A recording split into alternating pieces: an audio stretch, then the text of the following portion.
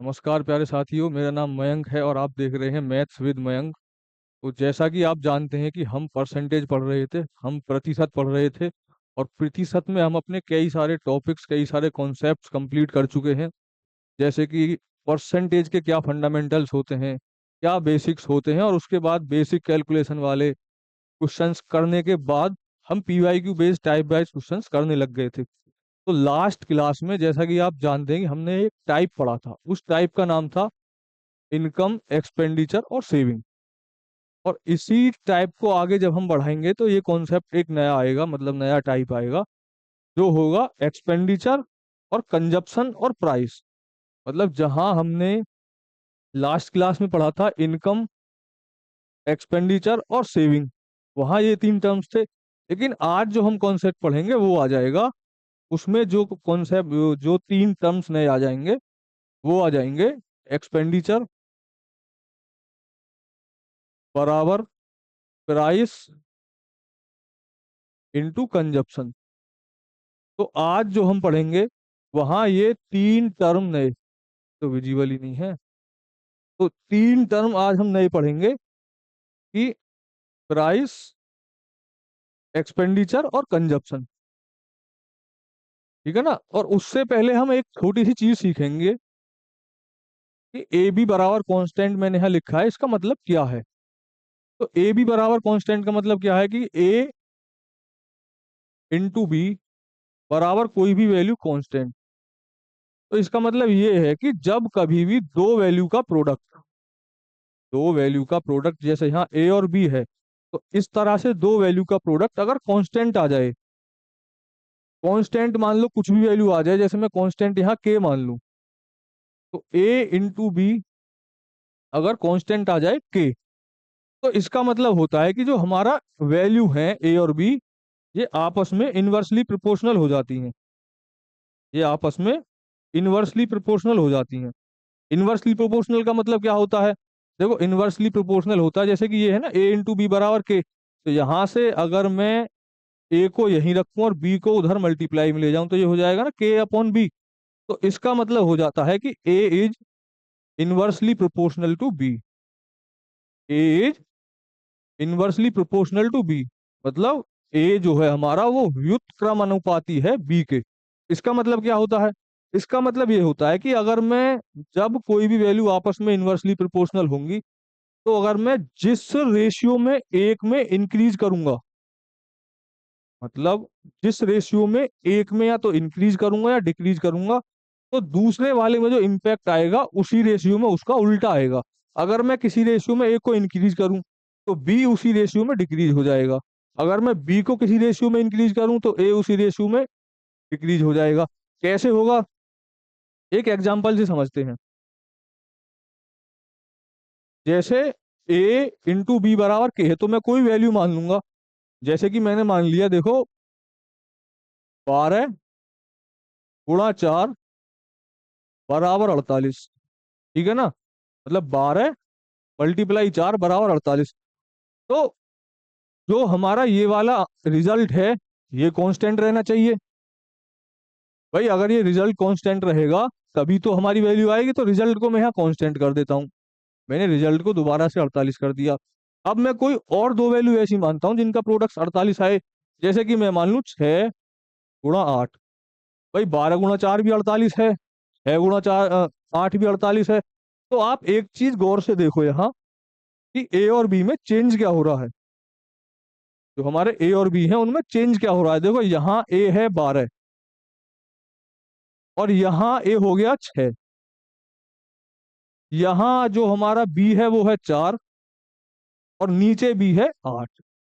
तो अगर तुम इनके रेशियो देखोगे तो 12 रेशियो 6 क्या क्या है? 2 रेशियो 1। और 4 रेशियो 8 क्या है? 1 रेशियो 8। मतलब 1 रेशियो 2 क्या है हमारा? 1 रेशियो 2। तो अभी जो हमने चीज तुम्हें बताई थी कि जो जिस रेशियो में ए में चेंज होगा, मतलब जिस रेशियो में एक वैल्यू में चेंज होगा, उसके उल्टे रेशियो में दूसरी वैल्यू में चेंज होगा। कब?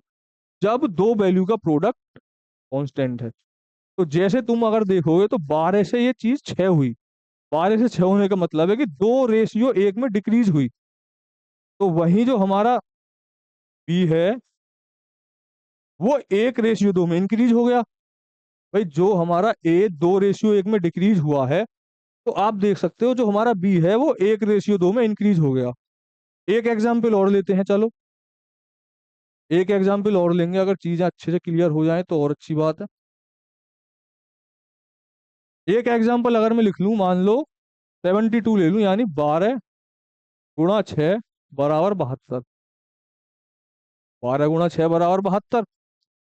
अब भाई वैल्यू हमें कांस्टेंट रखनी है, रिजल्ट कांस्टेंट रखना है, तो यहाँ पर 72 ही लिख लिया।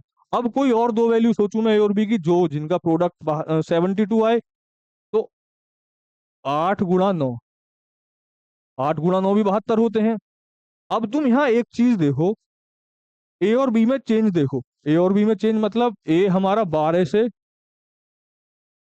8 हो जा रहा है, और बी हमारा 6 से 9 हो जा रहा है।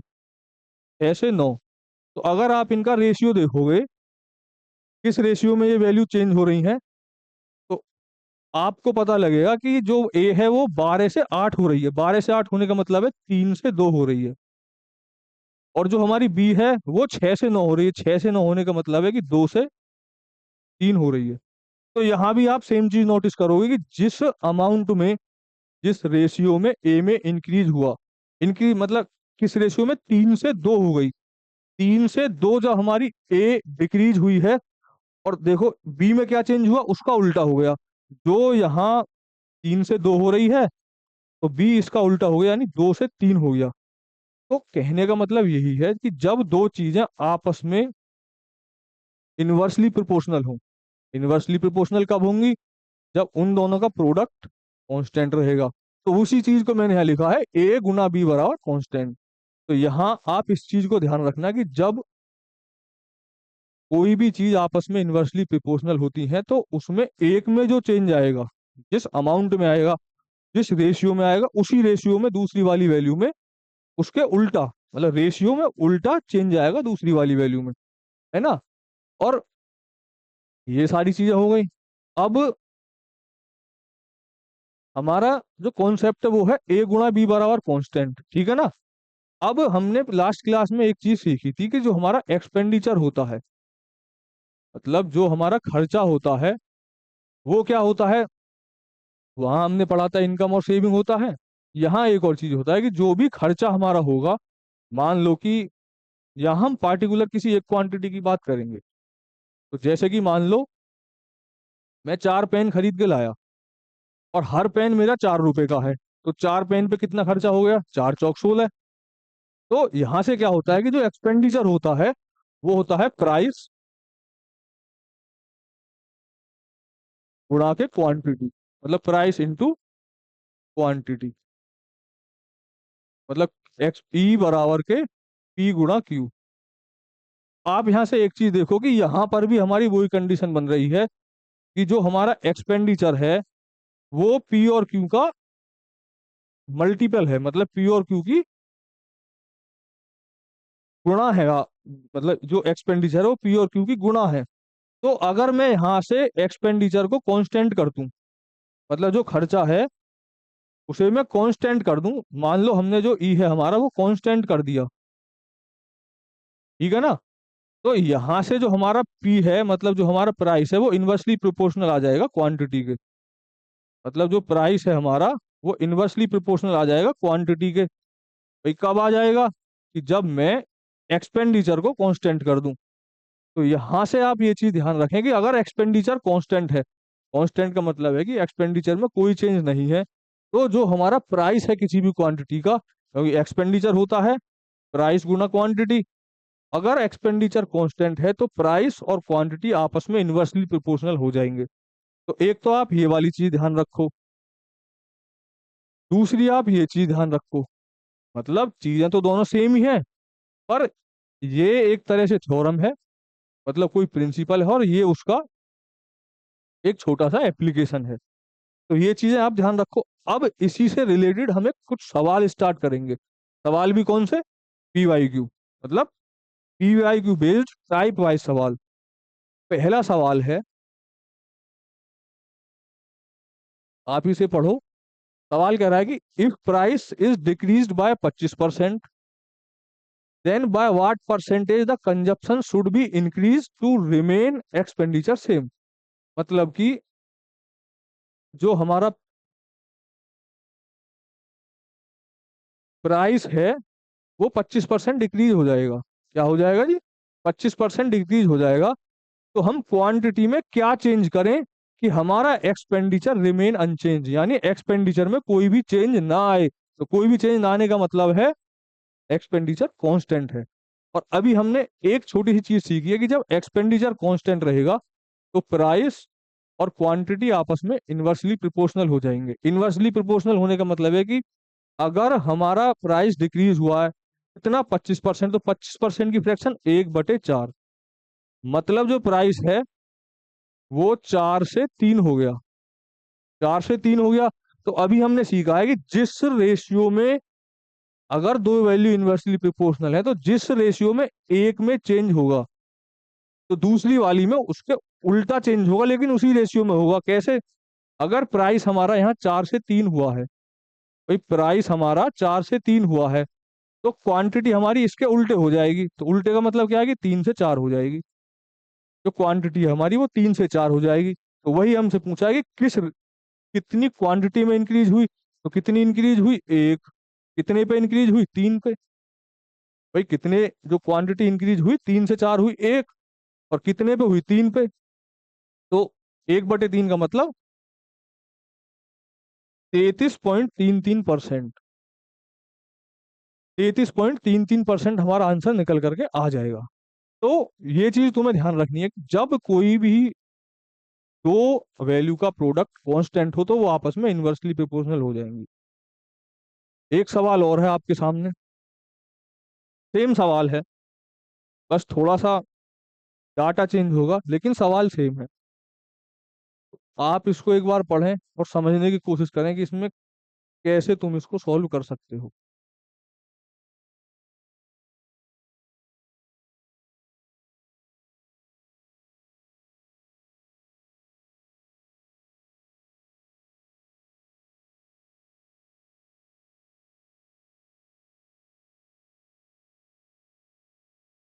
भाई सवाल आपने पढ़ लिया होगा और समझ भी लिया होगा। सवाल कह रहा है कि the price of A pulses increase, मतलब प्राइस में कुछ चेंज हुआ और फिर हमें उसके, अगर प्राइस में कुछ चेंज हुआ है तो हमें उसके, मतलब यहाँ प्राइस में चेंज हुआ है लेकिन एक्सपेंडिचर देखो सेम है। भाई एक्सपेंडिचर यहाँ सेम ही है, एक्सपेंडिचर सेम है। तो एक्सपेंडिचर सेम, आप एक चीज पकड़ लो कि हाँ एक्सपेंडिचर सेम है। तो एक्सपेंडिचर अगर सेम है तो जिस रेशियो में एक क्वांटिटी में इंक्रीज या डिक्रीज होगा उसके उल्टे दूसरी क्वांटिटी में चेंज होगा। तो सवाल कह रहा है कि अगर कंजप्शन जो हमारा, मतलब जो प्राइस है वो 45% बढ़ जा रहा है, 45% की फ्रैक्शन होती है 9/20। 9/20, 9/20 का मतलब है कि हमारी जो प्राइस है वो प्राइस हमारी 20 से बढ़ के 29 हो जाती है। अब सवाल कह रहा है कि मैं कितनी अमाउंट में इंक्रीज प्राइस को डिक्रीज करूं कि दोबारा से हमारा वही वाला प्राइस आ जाए, दोबारा से इनिशियल प्राइस आ जाए। यही तो कह रहा है सवाल। तो इंक्रीज प्राइस कितना है हमारा? 29, और हमें लाना कितना है? 20। तो हमें कितना कम करना है? 9। भाई 20 बनाने के लिए 9 कम करना है, और कितने पे कम करना है? 29 पे कम करना है। परसेंट निकालने के लिए 100 से गुना। तो 900/29 क्या हो जाएगा? 900/29 हमारा हो जाएगा 29×3 = 87, बचेगा 3, तो 30/29, यानी एक बार जाएगा तो 31 पॉइंट कुछ हमारा आंसर निकल करके आ जाएगा। ऑप्शन नंबर सी, 31 पॉइंट कुछ। तो आपको ये चीज याद रखनी है कि सवाल में कभी कभी उसी क्वांटिटी को रिस्टोर करने की भी बोल देगा। जैसे यहाँ बोल दिया ना कि इंक्रीज प्राइस को दोबारा से रिस्टोर करो, तो सिंपल ये रिस्टोर करना तो हम पिछली क्लास में सीख चुके।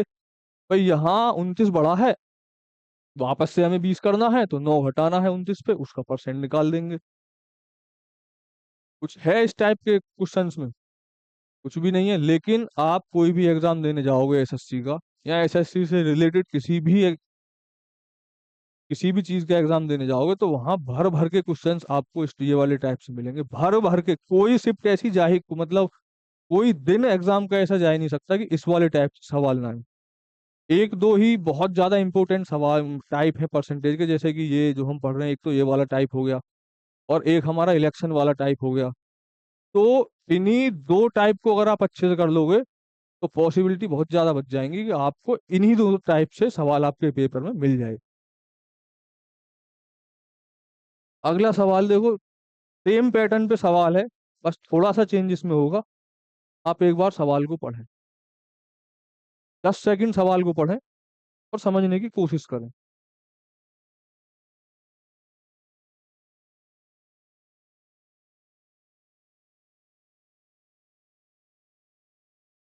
देखो सवाल कह रहा है कि due to decrease in the man power the reduction in the production of a factory is 25%।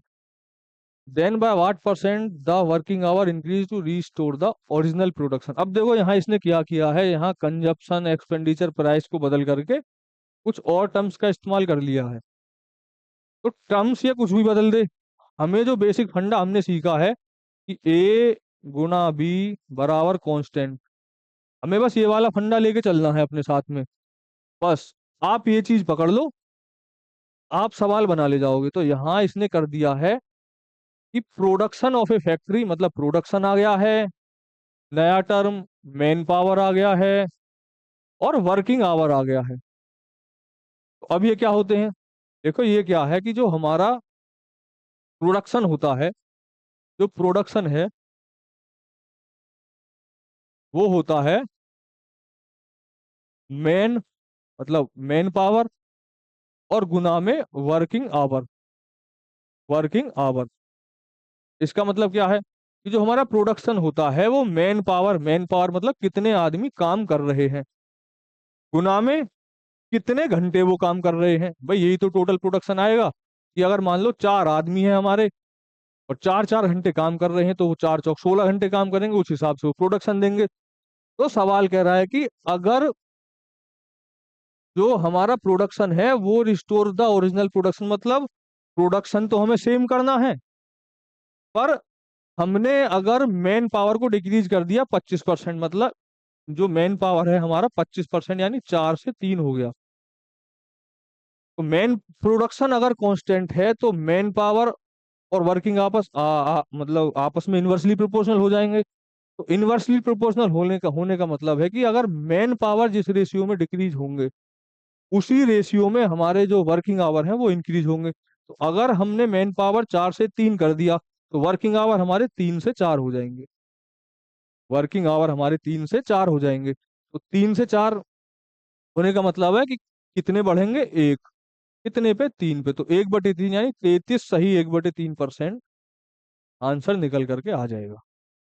ठीक है जी। तो टर्म ये कुछ भी मतलब एग्जामिनर इस्तेमाल कर ले, लेकिन जो बेसिक हमने सीखा है, जो बेसिक रूट चीज हमने सीखी है कि ए बी बराबर कांस्टेंट, आपको बस ये ध्यान रखनी है और उसी से रिलेट करना है आपको चीजों को, तो आप सवाल को आसानी से बना ले जाओगे। अगला सवाल तुम्हारे सामने है, थोड़ा सा बड़ा कर देंगे इसे कि आप अच्छे से देख पाओ। क्वेश्चन है हमारा ये, क्वेश्चन नंबर 4।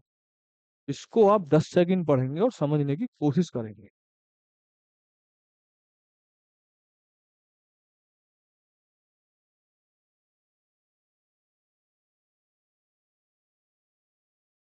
देखो जी सवाल कह रहा है कि when the price of an item is reduced bye 25%, then its sale was increased by X%. If there is an increase of 20% in the receipt, then what will be the value of X? यहाँ इस सवाल में नई term आ गई।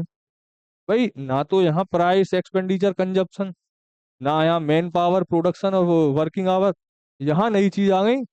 Price तो है भाई, यहाँ प्राइस तो है, पर यहाँ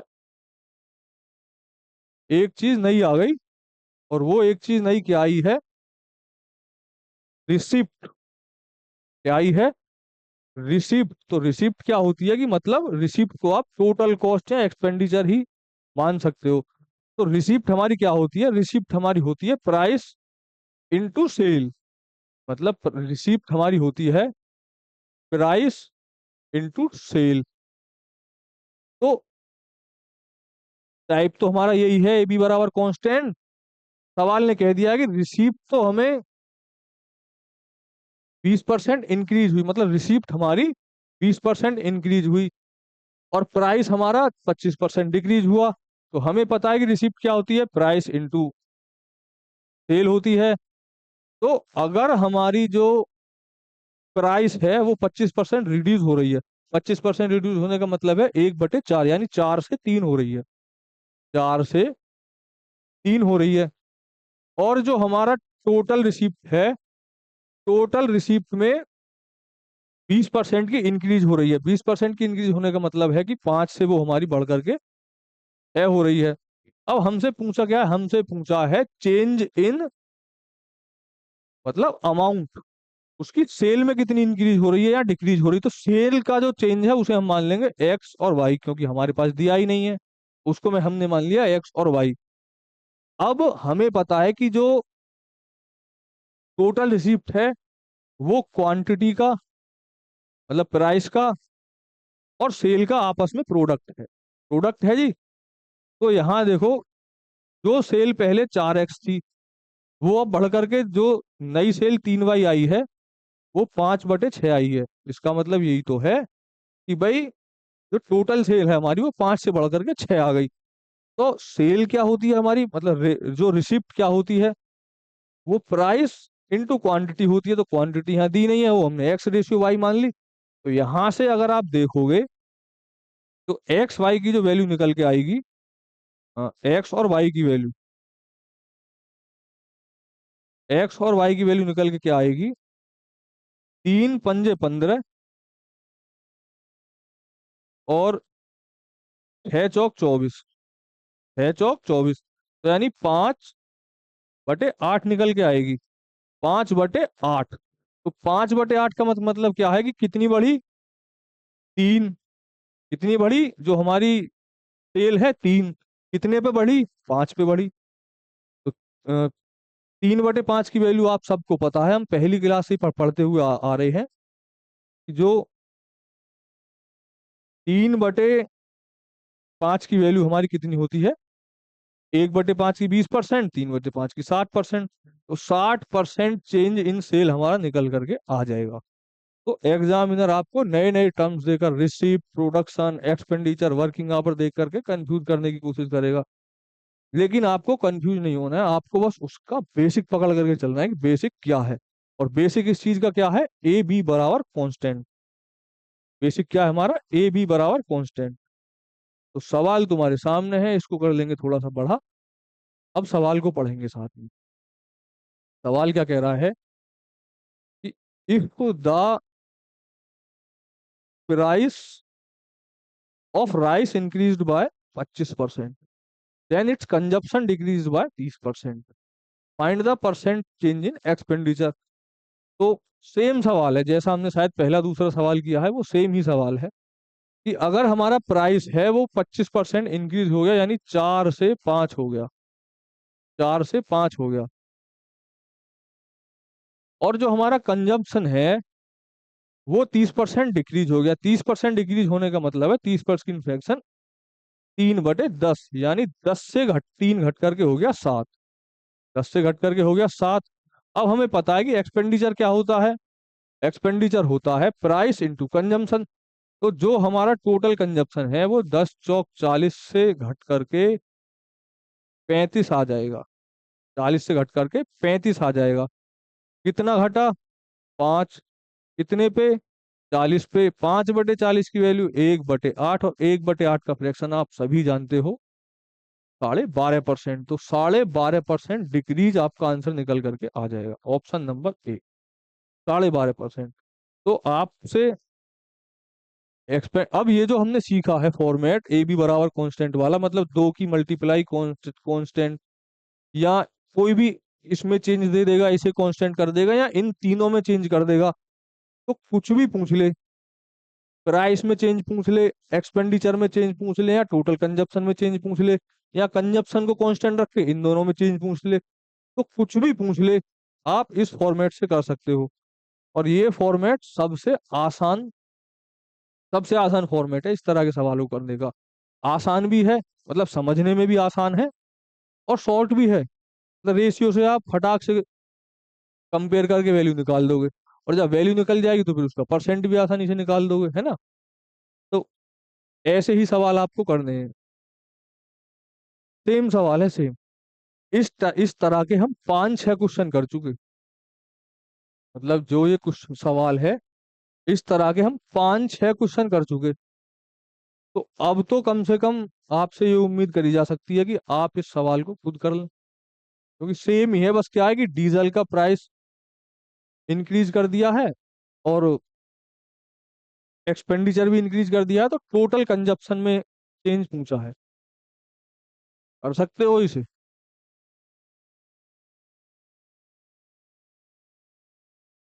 देखो करते हैं।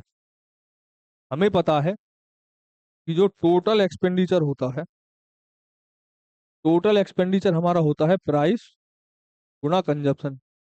ये चीज आपको पता है। अब सवाल कह रहा है कि हमारा जो डीजल का प्राइस है वो 26% बढ़ गया। 26% बढ़ने का मतलब है 100 से 126 हो गया। 100 से 126 हो गया, तो हमें मैं इसको लिख सकता हूँ कि 50 से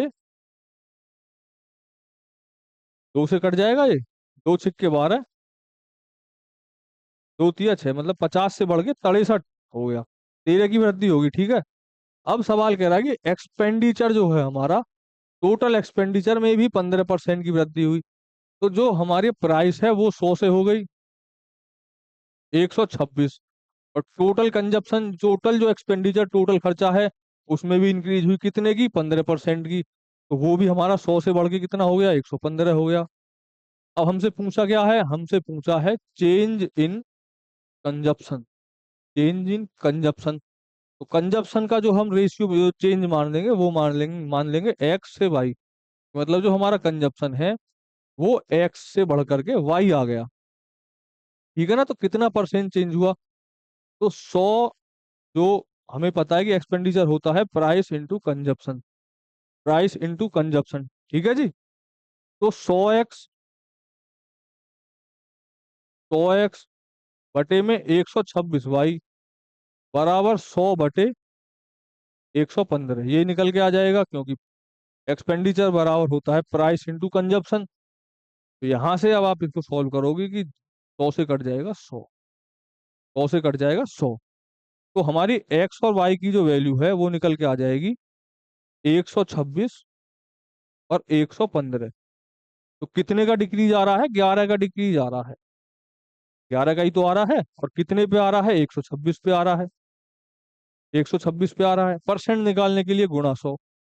तो जब आप इसको सॉल्व करोगे तो 11 × 8 = 88,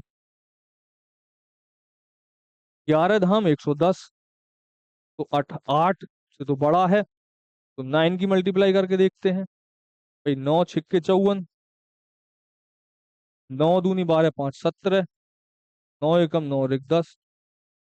तो इसके आसपास है, तो कहीं ना कहीं 9 पॉइंट कुछ, 9 पॉइंट कुछ हमारा आंसर निकल करके आ जाएगा। 9 पॉइंट कुछ नहीं आएगा, कितना आएगा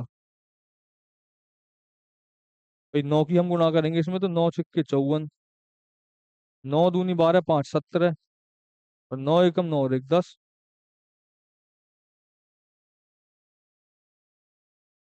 8, 8 की, इसको सिंपल करके देख लो ना, जब इतना कंफ्यूजन हो रहा है, तो 1100/126।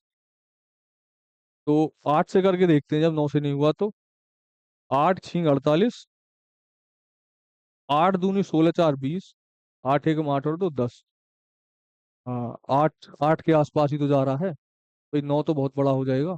तो 1008 आ गया ना, तो 8 के आसपास कट रहा है। 8 के आसपास एक ही ऑप्शन है, 8.5। इस तरह से आप, जब चेंज इन कंजप्शन भी दिया हो, इसी फॉर्मेट से आप सवाल को कर सकते हैं। कैलकुलेशन स्ट्रॉन्ग करनी बहुत जरूरी है भैया, कंफ्यूज हो जाओगे वरना ऐसे ही। सेम सवाल है, सेम जैसा हम करके आए हैं ना, और ये क्वेश्चन मतलब क्वेश्चन नंबर 1 होना चाहिए था आज की क्लास का। इतना आसान सवाल है ये। क्या है कि सीधा सीधा हमसे कहा है कि प्राइस 25% चेंज कर दिया, तो हमसे पूछा है कंजप्शन कितना चेंज हुआ, और जो चेंज है वो हमारा 20 kg है। मतलब जो हमने प्राइस के चेंज, प्राइस अगर डिक्रीज किया तो उससे हमारा कंजप्शन बढ़ गया थोड़ा सा, क्योंकि हमें एक्सपेंडिचर सेम रखना है। तो कितना बढ़ा? 20 kg। तो हमसे पूछा है कि उसका इनिशियल में कितना था। तो देखो इनिशियल में कितना है, प्राइस अगर 1/, मतलब 25% का मतलब प्राइस अगर हमारा 4 से 3 हो जाएगा घट के, तो कंजप्शन हमारा उसी रेशियो में इंक्रीज हो जाएगा, यानी 3 से 4 हो जाएगा। अब सवाल यही तो कह रहा है कि जो इंक्रीज हुआ कितना हुआ? 1। सवाल कह रहा है इस 1 की वैल्यू 20 है। तो इनिशियल कितना था? तो इनिशियल कितना था उसका? 3। अभी तो 3 से बढ़ के 4 हुआ है, तो इनिशियल अगर 3 है, 3 की वैल्यू कितनी आ जाएगी? 3 × 20, 60 निकल करके आ जाएगी। 60 kg एक्सपेंडिचर उसका इनिशियल में था। अगर हमसे पूछ लेता कि बढ़ करके कितना हो गया, तो 20 × 4 80 kg आ जाता। लेकिन हमसे सवाल में पूछा ही नहीं है। सेम सवाल है, एक बार आप इसको पढ़ेंगे थोड़ा सा, और थोड़ा ध्यान से पढ़ेंगे, क्योंकि अब सवालों का जो लेवल है धीरे धीरे चेंज हो रहा है भैया। मतलब बेसिक क्वेश्चंस तो हम कर चुके 7 8, अब आगे के जो क्वेश्चंस हैं उनमें धीरे धीरे लेवल चेंज हो रहा है भैया। अब हमसे क्या पूछ लिया? हमसे अमाउंट नहीं पूछा चेंज होने का, नहीं हमसे प्राइस पूछा। हमसे क्या पूछ लिया अब? कि रिड्यूस्ड प्राइस बता तो भैया कितना है। रिड्यूस्ड प्राइस, ये जो प्राइस घटा है वो कितना है? देखो अगर प्राइस में 15% का चेंज हुआ, तो उसकी वजह से हम 2 किलो नमक और खरीद पा रहे हैं। 2 किलो नमक और खरीद पाए, तो इसका मतलब क्या होता है कि प्राइस अगर हमारा 15% रिडक्शन का मतलब है कि 20 से हो गया 17। 20 से हो गया 17। तो हमारा प्राइस अगर 20 से 17 होगा, मतलब कम होगा, तो क्वांटिटी हमारी बढ़ जाएगी, मतलब कंजप्शन हमारा बढ़ जाएगा। कितना बढ़ेगा? वो 17 से 20 हो जाएगा। भाई वो 17 से 20 हो जाएगा। कितना बढ़ा? 3। तो हमें इस 3 की वैल्यू दे रखी है 2 kg। 3 की वैल्यू दे रखी है 2 kg। एक की वैल्यू यहां से आ जाएगी 2/3। तो जो इंक्रीज क्वांटिटी, मतलब इंक्रीज क्वांटिटी कब आएगी? जब प्राइस हमारा डिक्रीज होगा। भाई जो टोटल एक्सपेंडिचर तो सेम है, तो जो कम प्राइस, मतलब कम मूल्य हमारा कब आएगा? जब हमारा जो क्वांटिटी है वो बढ़ जाएगी, है ना। तो वो कब है? कि जब हमारा जो कंजप्शन है वो कितना है? 20 × 2/3। यही तो हमारा इंक्रीज प्राइस है। यही इंक्रीज प्राइस है। और जो टोटल एक्सपेंडिचर है वो सेम है। तो हमें पता है कि जो एक जो पर केजी का जो प्राइस आता है, वो आता है कि एक्सपेंडिचर, मतलब टोटल एक्सपेंडिचर, और बटे में क्वांटिटी, बटे में क्वांटिटी। इसी तरह से तो हमारा हमारा पर केजी निकल करके आएगा। अगर मैं कह दूं एग्जाम्पल के लिए कि मैंने 100 रुपए के कुछ पेन खरीदे, 100 रुपए के मैंने 4 पेन खरीदे, मान लो 100 रुपए के 4 पेन खरीदे, तो एक पेन की कीमत कितनी आएगी? 25 × 100। तो जो हमारी पर केजी का प्राइस आएगा वो आएगा टोटल अपॉन में क्वांटिटी। तो क्वांटिटी तो हमारी इंक्रीज आ गई 40/3, लेकिन हमारी टोटल एक्सपेंडिचर क्या था? 272 रुपये था। 272 रुपये था। तो पर केजी का प्राइस निकालने के लिए सिंपल, चार, 4×6 = 24, 4×8 = 32, 32 68/3 निकल करके आ जाएगा। 68 गुणा और बटे में हमारा 10। तो 3×8 = 24, 3×6 = 18, तो 20, 20.4 पर केजी का रिड्यूस्ड प्राइस निकल करके हमारा आ जाएगा। ठीक है ना जी। इस तरह से अगर आपसे प्राइस में भी चेंज पूछे, इंक्रीज प्राइस पूछे, डिक्रीज प्राइस पूछे, तो आप कर सकते हो सिंपल। अगला सवाल भी यही है। अगला सवाल भी ऐसा ही है कि जहां आप पीछे नमक की बात हो रही थी, बस है टमाटर की बात हो रही है, इतना चेंज हुआ है। लेकिन सवाल सेम ही है, सवाल हमारा सेम ही है। ठीक है ना जी। सवाल क्या कह रहा है कि कॉस्ट ऑफ टमेटो पर केजी इज इंक्रीज बाय 30%। मतलब टमेटो की जो कॉस्ट है वो 300% बढ़ गई। तो 300% बढ़ने का मतलब कि 100 से 300 बढ़ करके 400 हो गई। कोई दिक्कत? आप बोलोगे नहीं है। अब यहाँ कह रहा है कि जो कीमत बढ़ी, उस कीमत बढ़ने से भाई कंजप्शन घटाना पड़ेगा, तभी तो एक्सपेंडिचर, क्योंकि does not change on expenditure बोल दिया है भैया, तो एक्सपेंडिचर को सेम रखना है। जब हमारा प्राइस घटेगा तो कंजप्शन को हमें मजबूरी में घटाना ही पड़ेगा, तभी एक्सपेंडिचर हमारा सेम आ पाएगा। वरना ऐसे तो तुम कर्जे में चले जाओगे, भाई पैसा उतना है नहीं और आप खर्च करे जा रहे हो, तो कर्जे में चले जाओगे ना, तो उससे बढ़िया है कि उसी हिसाब से अपनी कंजप्शन कम कर दो। भाई अगर हमारी चादर छोटी हो रही है तो पैर भी सिकुड़ने शुरू कर दो, तभी चीजें बैलेंस रह पाएंगी। तो सवाल कह रहा है कि अगर प्राइस हमारा 100 से बढ़ के 400 हो गया, भाई 300% बढ़ने का मतलब यही तो है कि 100 से बढ़ के 400 हो गया, तो उसके कंजप्शन में कितना चेंज हुआ, एक्सपेंडिचर को सेम करने के लिए उसके कंजप्शन में कितना चेंज हुआ। तो कंजप्शन में चेंज हुआ है 70% डिक्रीज, 70% रिड्यूस। तो 70% रिड्यूस होने का मतलब क्या है कि जो एक्सपेंडिचर हमारा इनिशियल में, भाई ये अगर प्राइस फाइन इनिशियल और फाइनल है, तो एक्सपेंडिचर यहाँ हमारा आ जाएगा इनिशियल और फाइनल मतलब 400, तो यहाँ फाइनल आ जाएगा। तो सवाल कह रहा है हमारा कि जो इनिशियल एक्सपेंडिचर है उसमें 70% कम हो गया। 70% कम होने का मतलब है कि 70 से घट के 30 आ गया। 70 से घट के कितना आ गया? 30। तो 400 का अगर 30% में निकालूंगा तो 4 × 3 = 12, 120 आएगा। तो यही हमसे पूछा है कि उसके कंजप्शन में कितना चेंज हुआ। तो पहले अगर उसका कंजप्शन 100 था, अब उसका कंजप्शन आ गया 20। कितना इंक्रीज हुआ? 20। कितने पे? 100 पे, तो 20% निकल करके आ जाएगा। है ऑप्शन में 20% इंक्रीज, ऑप्शन नंबर डी। ठीक है जी। तो इस तरह से आप सवाल को टैकल करोगे। बेसिक कॉन्सेप्ट को नहीं भूलना है आपको। बेसिक कॉन्सेप्ट आप अगर पकड़ के रखोगे तो सवाल को कैसे भी मैनिपुलेट कर दे, लैंग्वेज को मैनिपुलेट कर दे, डाटा को मैनिपुलेट कर दे, आप उसे कर ले जाओगे अगर आपने बेसिक पकड़ रखा है। अभी जितने भी हमने ये 9 क्वेश्चन कर लिए हमने, सारे क्वेश्चंस में लैंग्वेज अलग है, टर्म्स अलग हैं और वैल्यू अलग है, लेकिन कॉन्सेप्ट तो हमने एक ही पकड़ रखा है, तो हम सारे सवाल कर ले गए।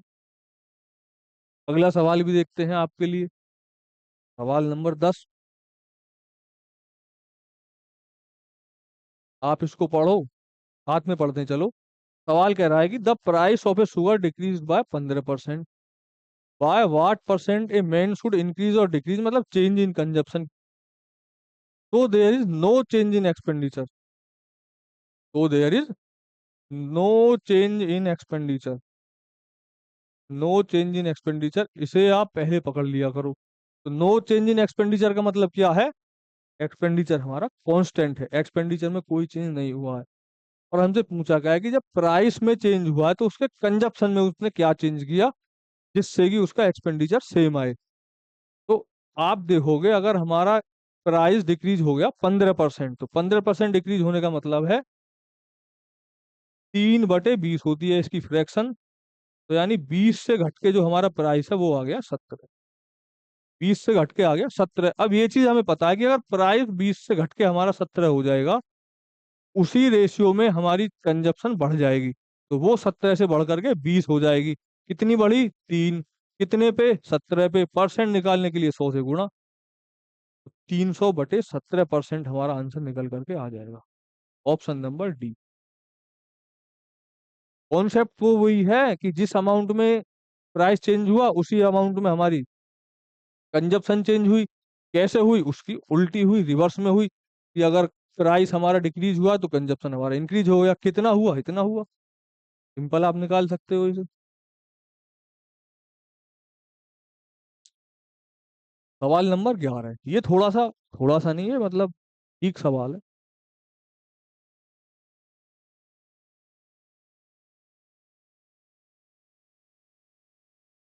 सवाल क्या कह रहा है? सवाल कह रहा है भैया कि price of a sugar got raised by, price of a sugar got raised bye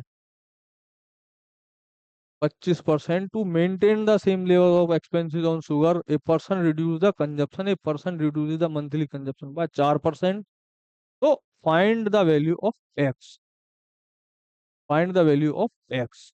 सवाल क्या कह रहा है? सवाल कह रहा है कि जब चीनी के जो प्राइस है वो 25% बढ़ गए। ये ठीक ठाक सवाल है, ये शायद CHSL मेंस वगैरह का सवाल है कि 25% बढ़ गए, है ना। मतलब कैलकुलेशन इसकी सिंपल रहेगी, लैंग्वेज टफ है, लैंग्वेज बढ़ी है तो उसी बता रहा हूँ कि प्राइस हमारा 25% बढ़ गया। 25% बढ़ने का मतलब है 4 से 5 हो गया, 4 से 5 हो गया। अब सवाल कह रहा है कि उसके एक्सपेंडिचर में क्या चेंज आया जब हमने मंथली कंजप्शन सिर्फ 4% बढ़ा दिया। तो 4% की वैल्यू क्या होती है? 1/25, 1/25। तो यानी जब कंजप्शन हमारा डिक्रीज होगा 4%, तो उसका मतलब है कि पहले कंजप्शन था हमारा 25 और अब कंजप्शन हो गया हमारा 24। और हमें पता है कि एक्सपेंडिचर क्या होता है? Price into expenditure. जहां हमारा पहले कंजप्शन 25 चौका 100 था, वो 24 पंजे 120 हो गया, 24 पंजे 120 हो गया। कितना बढ़ा? 20। कितने पे? 100 पे। तो हमारा कंजप्शन 20% चेंज हुआ, कंजप्शन हमारा 20% चेंज हुआ। तो सवाल देखो आसान है, कितना आसान सवाल है, लेकिन लैंग्वेज इसकी इतनी बड़ी कर दी कि बहुत सारे लोग तो पेपर में लैंग्वेज देख के ही छोड़ जाएंगे कि इसको तो पढ़ने में ही टाइम लगेगा। पर पहली क्लास से हम ये चीज सीखते आ रहे हैं कि जो सवाल जितनी लैंग्वेज उसकी बड़ी होगी वो उतना ही आसान सवाल होगा। ठीक है ना। क्वेश्चन नंबर 12 आपके सामने है, और इसके बाद 2 क्वेश्चन और बचेंगे आज की क्लास के। तो जल्दी जल्दी से इनको हम खत्म करते हैं। क्वेश्चन नंबर 12 क्या कह रहा है कि price of A commodity increased by 28%, however the expenditure on it increased by 12%। तो what is the percent increase और डिक्रीज इन कंजप्शन? ऐसे हम 3 4 सवाल कर चुके पीछे अभी, मतलब शायद क्वेश्चन नंबर 8 ऐसा ही था। तो क्या था कि अगर प्राइस हमारा 100 से बढ़ के 28% बढ़ा है तो 128 हो गया, और जो हमारा एक्सपेंडिचर है वो 100 से बढ़ के मतलब 12% बढ़ के 100 से 112 हो गया। तो हमसे पूछा है कि change in consumption, change in consumption पूछा, उसका फ्रैक्शन हम एक्स और वाई मान लेंगे। तो 100x, सिंपल हुई कैलकुलेशन, 100x 128y बराबर में 100/112। यही तो आएगा, 100x बराबर 100, 128y बराबर 112। एक्स वाई की वैल्यू यहाँ से कितनी निकल के आ जाएगी? x/y 128/112।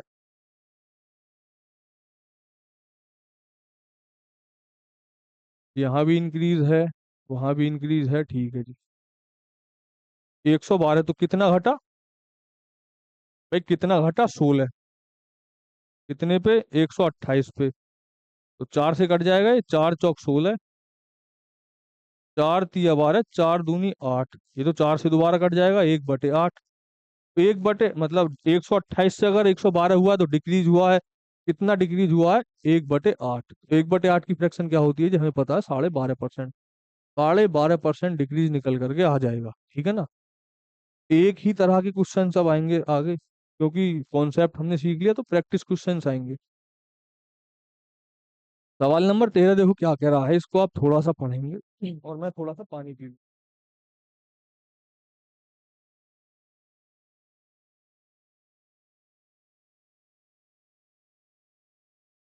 सवाल नंबर 13 कह रहा है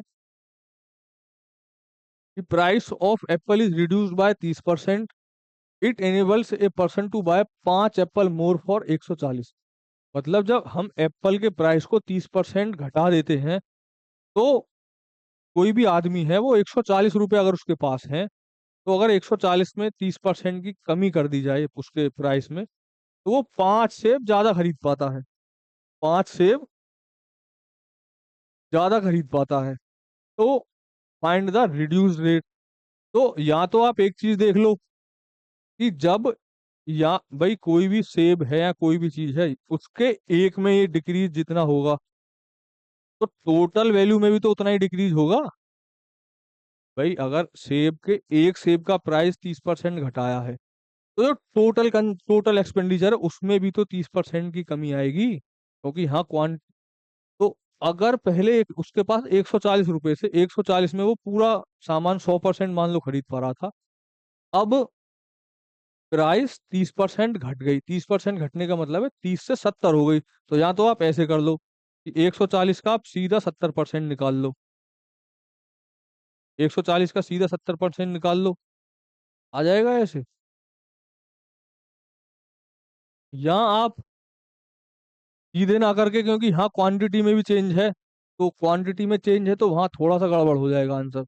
आप बेसिक से ही ले लो कि 30% बढ़ने का मतलब है कि 10 से हो गया 7, 10 से हो गया 7 प्राइस।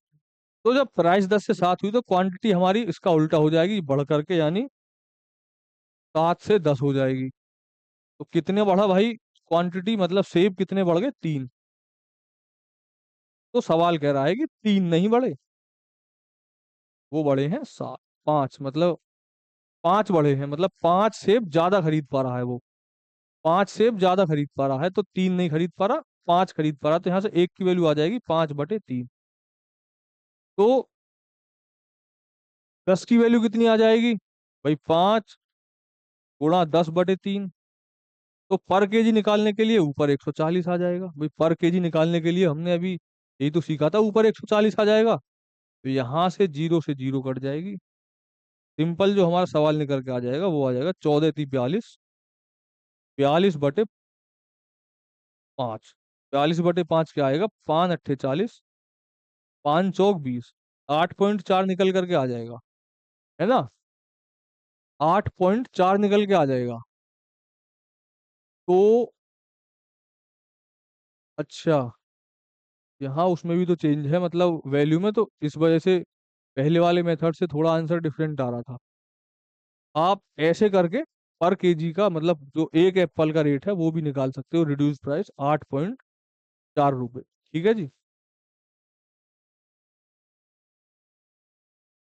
आज की क्लास का ये आखिरी सवाल है, तो इसको आप होमवर्क में कर लेना, या तो होमवर्क में कर लेना, क्योंकि सेम ही क्वेश्चन है, ऐसे हम बहुत सारे क्वेश्चन कर चुके।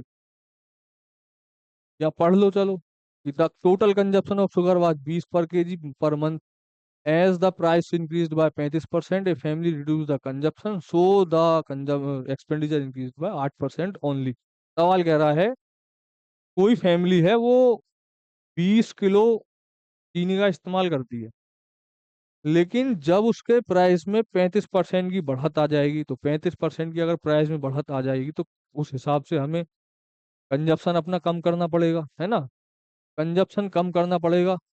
लेकिन कंजप्शन हम इतना कम कर सकते हैं कि हमें क्षमता है कि अपने प्राइस को 8% बढ़ा लें। मतलब अब हमें जो कंजप्शन है वो सेम नहीं रखना, हम उसको 8% बढ़ा सकते हैं, मतलब कुछ सेविंग कर रखी होगी उस हिसाब से हम 8% बढ़ा सकते हैं। ठीक है जी। तो हमसे पूछा है कि वाह, how much consumption of sugar per month reduce to increase price of sugar, मतलब जो रिड्यूस्ड कंजप्शन है वो हमारा कितना है। तो आप ये चीज ध्यान रखो कि प्राइस हमारा 35% घट गया, 35% की फ्रैक्शन होती है 7/20, 7/20 तो होती है 5×7 = 35, 5 20 × 5 = 100। तो प्राइस हमारा 20 से घट के कितना हो गया, 17 हो गया, 13, 20 से घट के, अरे ये क्या है, 35% इंक्रीज है, तो 35% इंक्रीज का मतलब है 20 से बढ़ के 7, 27 हो गया। ठीक है जी, हमने पहले डिक्रीज पढ़ लिया था। अब कह रहा है कि जो एक्सपेंडिचर है उसमें हम 8% बढ़ा सकते हैं, तो 8% बढ़ाने का मतलब है उसे हम 100 से 108 हम कर सकते हैं। और हमसे क्वांटिटी पूछी है, मतलब उसके कंजप्शन पूछा है, तो उसे हम एक्स वाई मान लेंगे। तो सिंपल यहाँ से 20x/27y बराबर के 100/108 आ जाएगा, है ना। तो 20 से जाएगा ये 5 बार, तो x/y की वैल्यू हमारी निकल करके आ जाएगी 20×5 = 100, 27×4 = 108। तो ये हमारी कंजप्शन की वैल्यू निकल करके आ जाएगी। कंजप्शन की वैल्यू आ गई, तो कंजप्शन की वैल्यू में जो हमारा जो 5/4 आई है, तो उसमें एक्स की वैल्यू 5 है, तो ये क्या है, ये हमारा इनिशियल, जो इनिशियल कंजप्शन है। और 4 है हमारा फाइनल कंजप्शन। तो इनिशियल कंजप्शन कितना था हमारा, 20। कितना था, 20। तो एक इसका कितना गुना है, 4 गुना है। तो फाइनल यहाँ से कितना निकल करके आ जाएगा हमारा, 4 चौक 16। तो आप सीधे देख सकते हो, कंजप्शन हमारा पहले अगर 20 था और अब हमारा 20 से घट के 16 हो गया, तो 4 kg डिक्रीज उसमें आ जाएगी हमारे कंजप्शन में। इस तरह से इनकम, ये कंजप्शन, एक्सपेंडिचर वाले जितने भी सवाल, जैसे भी जितने भी क्वेश्चंस आएंगे, सब आप उन्हें टैकल कर सकते हो। बस आपको एक चीज ध्यान रखनी है कि जो ए बी बराबर कांस्टेंट और इनवर्सली प्रोपोर्शनल वाला जो कॉन्सेप्ट हमने सीखा था, आपको बस ये ध्यान रखना है और आप सारे सवाल कर ले जाओगे। और जो टाइप बन सकते थे वो हमने सारे कवर करा दिए। ठीक है जी। आज के लिए इतना ही, मिलते हैं कल नए कॉन्सेप्ट।